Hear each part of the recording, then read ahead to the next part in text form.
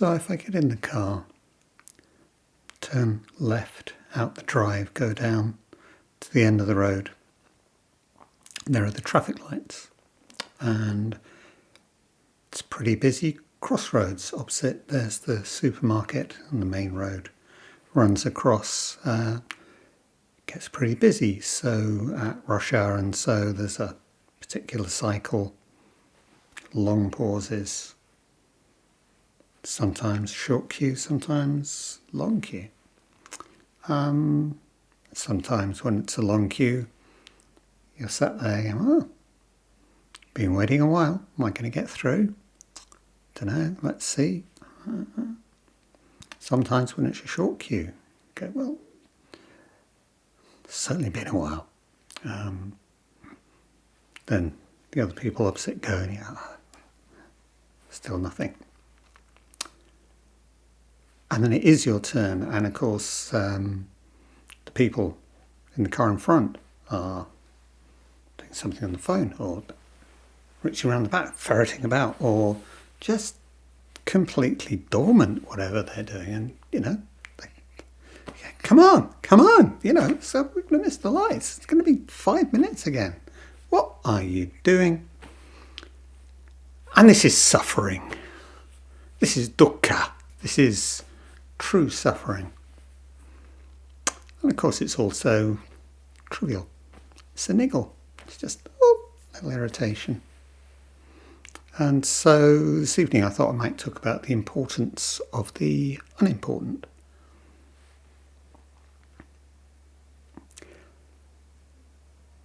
Life is suffering. This is the first of the Four Noble Truths, and that's sometimes taken as, it's not explicitly said so, but it's all life is suffering. And you can take that in a wildly negative sense. All life is suffering. Or you can take it in a much lighter sense, actually, that, well, yeah, all life is dukkha, because dukkha is simply our resistance. It's wherever we meet, wherever we find that resistance between what is becoming me and a world, the experience of the world. And so in fact dukkha doesn't have to be dreadful, it doesn't have to be horribly serious. It can be completely trivial. It's all dukkha. And if the Four Noble Truths say birth is dukkha, death is dukkha, it says, not getting what you want is dukkha, or getting something you don't want is. It really is the trivial as much as the major, the catastrophic. And it's really important to realise that. And in fact, I think resistance, this word which I keep coming back to in terms of Joko's core teaching, I think in actual fact it's a reasonable translation of dukkha, because it's wherever we meet that resistance, wherever suddenly there's a problem, a glitch, something in the world. It's me here and the world. And in terms of our practice, this is how wonderful. Resistance, how wonderful material to practice, opportunity to practice. And it's always there. And of course our practice is always, and I know I keep going over this, but in a sense it's what we do, it's what we're actually here for, to be reminded of this moment by moment. And if I'm going, am I going to get through it? Feel the tension. Feel the need. And if it's thinking about the idiot in front, it's feel that, what is that? Is that anger? Is it panic? Is it fear?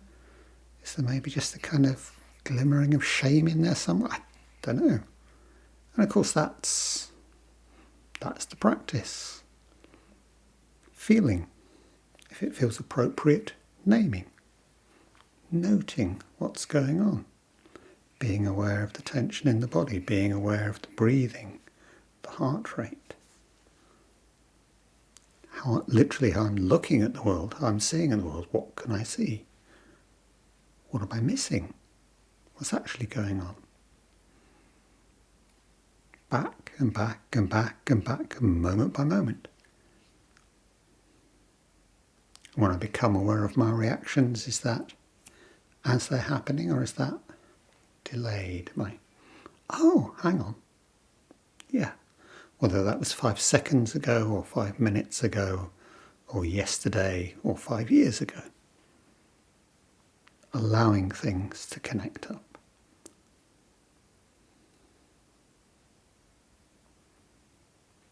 And in that way, just experiencing the insight that our practice, that the resistance that we find, gives us about, well, my life as it is, that this is me.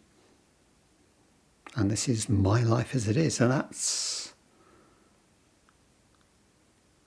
outside the stories I'm telling, outside the stories I can't help but tell. And actually just letting those stories be a part of life as it is, and the assumptions. I'm a good person. I'm an awful person. Oh, I'm so good at this, or I'm so bad at that, or, oh, I didn't do this. The actual, if you like, searching for images, metaphors, the grain, the actual kind of texture of me. The actual me that's living this actual life as part of the world. Not the stories, not the headlines which I want to give. And in fact, not the judgmental stuff, because the less judgmental I can be about this, the fewer stories, the less I try and fit myself in a box. We've done endless stuff on identity. The less I'm going to hammer myself into some kind of prefabricated the box, the more freedom I have to just experience, what's actually going on here. And again, come back to this idea of Philip Bromberg's of, discontinuous self-states. No, I'm this self, no, I'm this me. And just the way that, slowly, you get an inkling of that. I'm joining up all these separate me's, threading them on the string. Just, that's me. And each moment, the resistance that I find in each moment shows me anew, shows me afresh. And sometimes it seems just like before, and sometimes it's new, it's different, it's completely fresh. Oh, I hadn't thought that, hadn't noticed that about me before. So this is me. So it can show us a lot, self-understanding.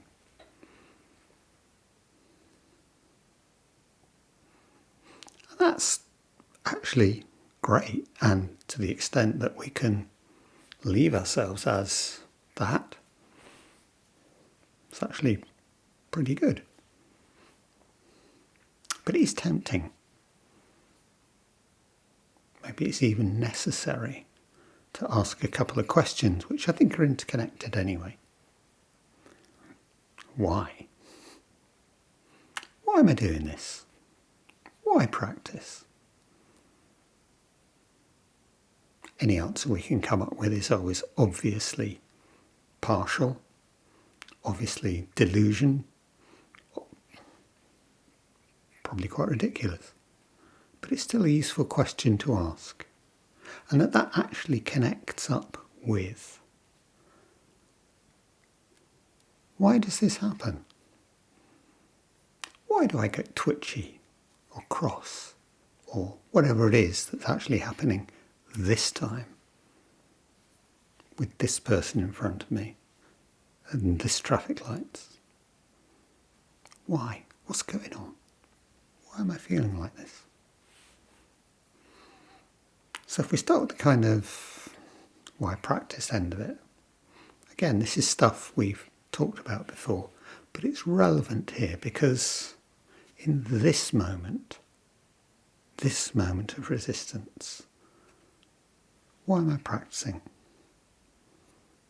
to be good in either sense. That, no, if I practice really hard, one day I'll be good. Or equally, no, I practice then. I am good for doing this. Either way. And again, I'm not saying that's wrong. Or to be enlightened. Or, which brings us back to one of my favourite Thich Nhat Hanh comments, enlightened about what? Knowing enlightenment isn't a thing, it isn't a quality, it's a relationship. Enlightened about what? Well, getting some insight to why I'm reacting like this. That actually seems quite reasonable, doesn't it? Or to ease our suffering. And again, I'm certainly not objecting to that, because one of the wonderful things about the practice, top side effect, if we ease our own suffering, weirdly, we begin to notice that if we really do ease our suffering and not just push it somewhere else, repress it, change it into something else, but if we do manage to ease it by whatever means, we actually ease the suffering of those around us too. We're less of a pain. So many different ways.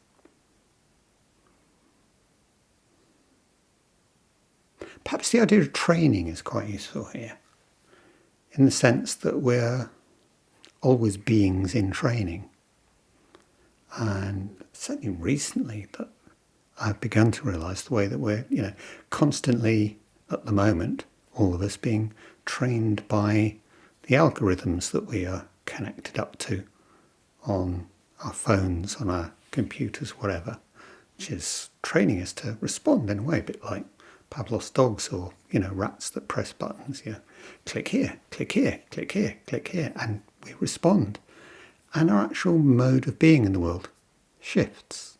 But all of life is training us. And the Buddha was pointing to this. Can't remember the exact way he phrases this, but that towards which we lean, we become. It's just a wonderful way of putting training. You lean in this direction, you're left pointing in that direction. That's who you are. We repeat and repeat and repeat. We follow down certain pathways. Those are the pathways.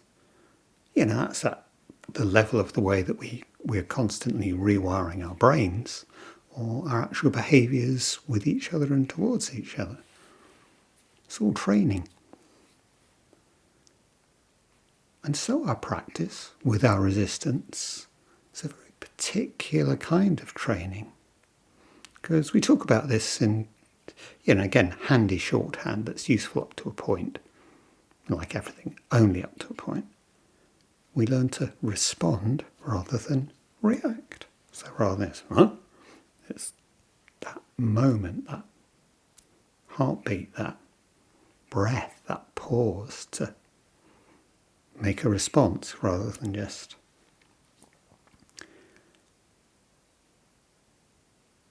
And there's a kind of a paradox here, because we're making awareness into a habit slowly. And that seems like a reaction. But what we're actually doing is we're training as a reaction.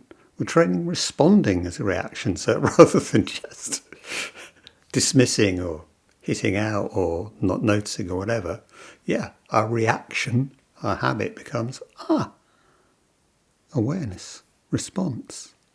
So we're training ourselves, and that's, again, that's something we can get much, much better at over time. It's not what it is, but it's a very useful aspect of practice. So that towards which we lean, we become. And I chose the word niggle for tonight's talk, partly because it's a great and wonderfully descriptive word. No idea whether anybody uses it anymore. I've no idea whether, anybody outside of my particular background even understands what it means anymore, but that's okay. A niggle is it's an irritation, a minor. Well, it's a niggle, isn't it? I can't quite think of a good synonym for it. But irritation will do. And if I got a sore patch on my skin and I rub it, scratch it away. I magnify, I amplify. I become, in that sense, pure irritation. I'm training myself. In that sense, I'm training to heighten my responses, my awareness of any kind of inflammation, my feeling that something needs to be done about this.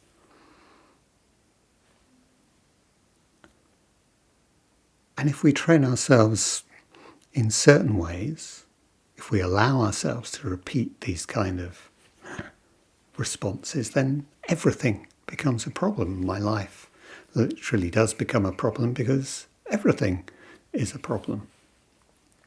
And equally, our way is to find in this resistance no problem. It's not a problem to have problems. One of Barry's favourite sayings.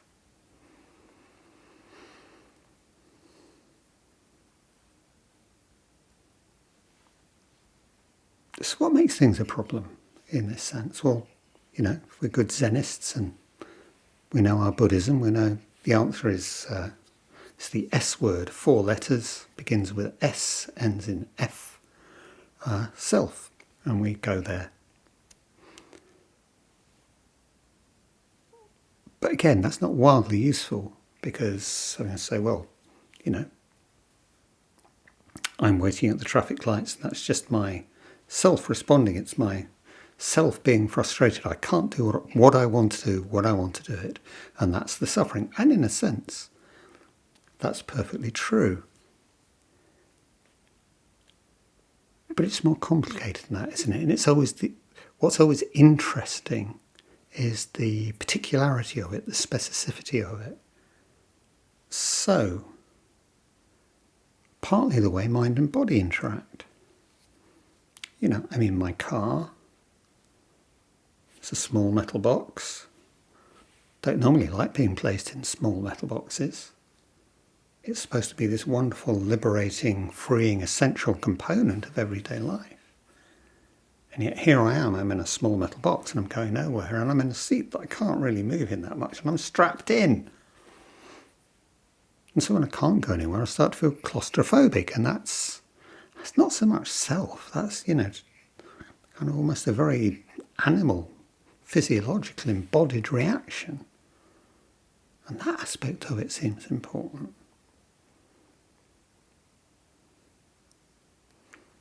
Equally, if I'm going front, I can see the person in front doing something ridiculous.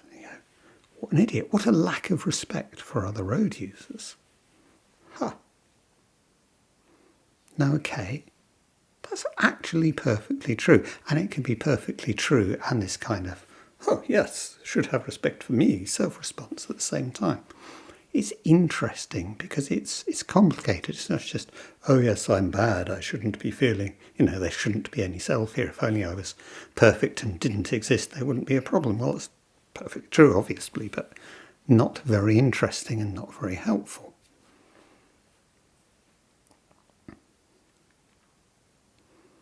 Yeah.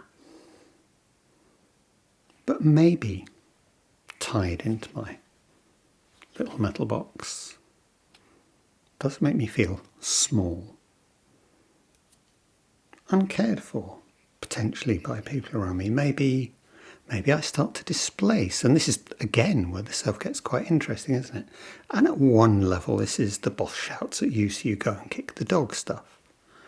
But displacement is one of our key responses, one of our key reactions. And so, if I'm just aware that actually I seem jumpy today, or I seem irritable today, or, whatever, this tells me a lot about, okay, where's this coming from? What am I actually displacing here? Clearly we can talk about these responses in terms of self, but it's not some kind of, oh yes, judgmental thing. It's, oh yeah, what's the actual what's actually going on here? What's the textures involved? What's the specific relationships that result in this feeling? And of course, in terms of being in your car, the ultimate embodiment of that is road rage, isn't it? You know, what could possibly be so ridiculous that encountering somebody at a T-junction or having to wait in traffic on the motorway could send somebody crazy, literally crazy? There's this famous instance, which I probably got the details wrong, but from a few years back, where somebody had actually been injured and was lying in the road and people were treating them. And this guy just got so overwhelmed by road rage that he drove around everybody and straight over the person in the middle of the road. That's, I mean, that is a kind of madness, isn't it? But how do you get to that point where you in yourself feel so threatened? That's not just having to sit in a funny little metal box. So again, what's being displaced onto that could possibly generate that response? Or equally, what about the person that gets cut up or something and they get out and want to start thumping somebody? What's contributing to that? What's making a self-response, a violent self-response? Well, we've been talking about all that stuff in terms of shame, haven't we? And it's got to be in there somewhere. Fortunately, my response is just sat waiting for the lights are not of that order. But they're still worthy of note. They're still worthy of taking care of. How do we take care of? Well, just by bringing our awareness to them, always. By developing, becoming, this phrase of Joko's, a bigger container. And obviously, that's not what's happening in the case of road rage, but the more we hold, the more gently we hold it, and that's one of the things we learn in practice. The more gently we hold ourselves and life, the more we can hold, the more we can contain. It's where we're using force that we break, we constrict. I can't actually hold anything. So what's actually going on? Investigate, investigate, investigate. And in this way we can begin to move away from or just hold the stories we're telling about things, our lives, how things are for me at this moment. Hold these as just part of what's going on and develop this awareness of the grain, the texture. Here and now, this moment, and this moment, and this moment. And then maybe we can come back to this idea of, are we practicing for some kind of horizon? Some kind of over there or then? Is this practice and whatever real life, the future, enlightenment, a new me is over there? Or are we practicing just for here, for now? Because in each moment, this is it.